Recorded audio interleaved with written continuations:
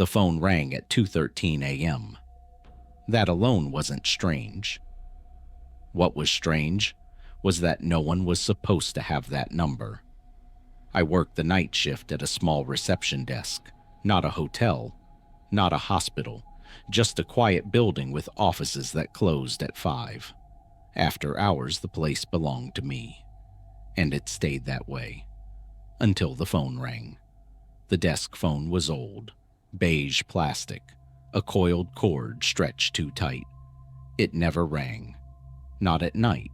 If someone needed access after hours, they called security. Not me.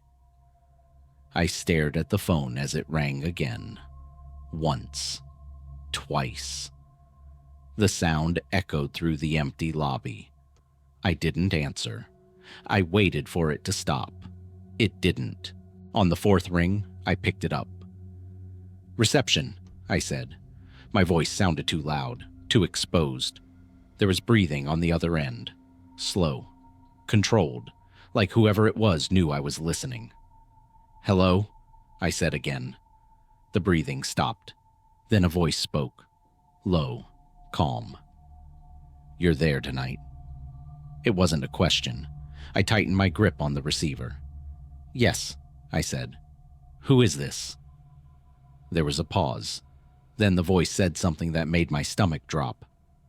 "You always answer on the 4th ring." I hung up.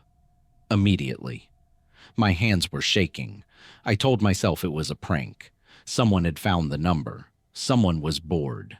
That explanation almost worked. Almost. Until I checked the call log.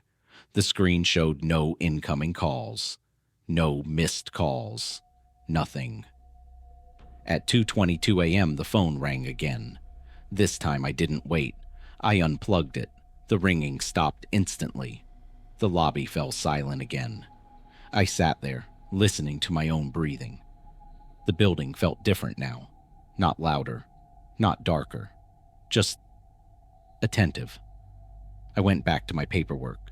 Tried to focus. Tried not to think about the voice. About how it sounded so sure of me. At 2:37 a.m., my radio crackled. Once. Then silence. The radio was for emergencies. It connected directly to security. They never used it unless something was wrong. I picked it up. "Reception," I said. "Do you copy?" Static. Then a voice. The same one.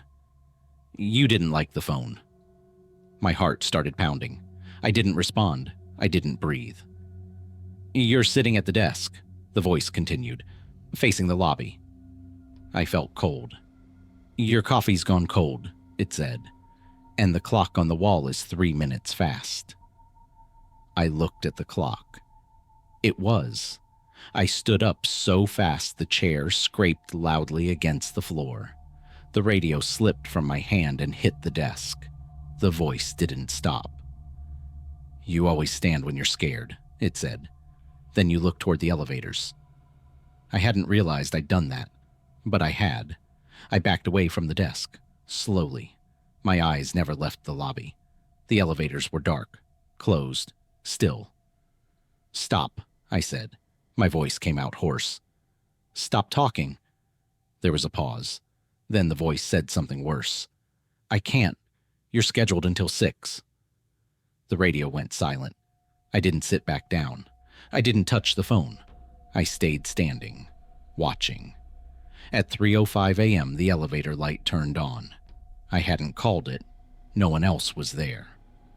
The doors stayed closed, but the indicator showed it moving. Up. My radio crackled again. "You don't like the elevators," the voice said.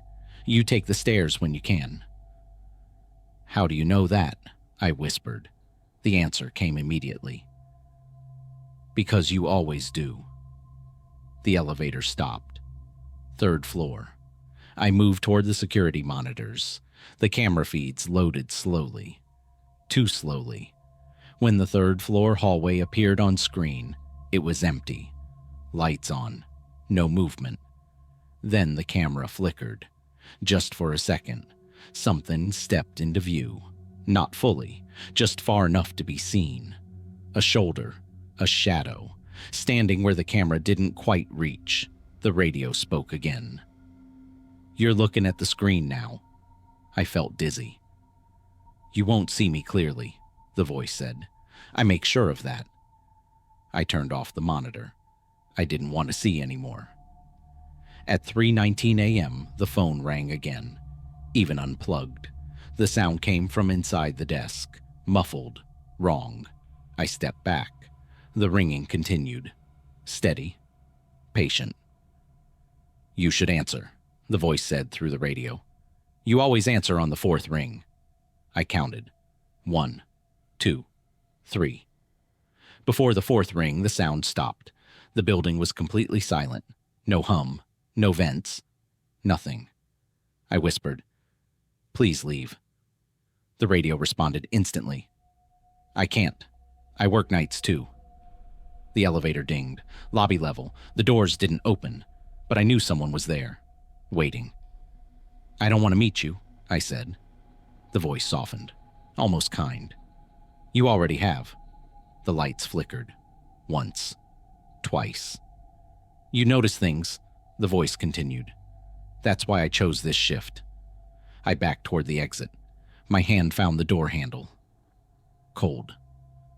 The radio crackled one last time. "I'll see you tomorrow." I ran.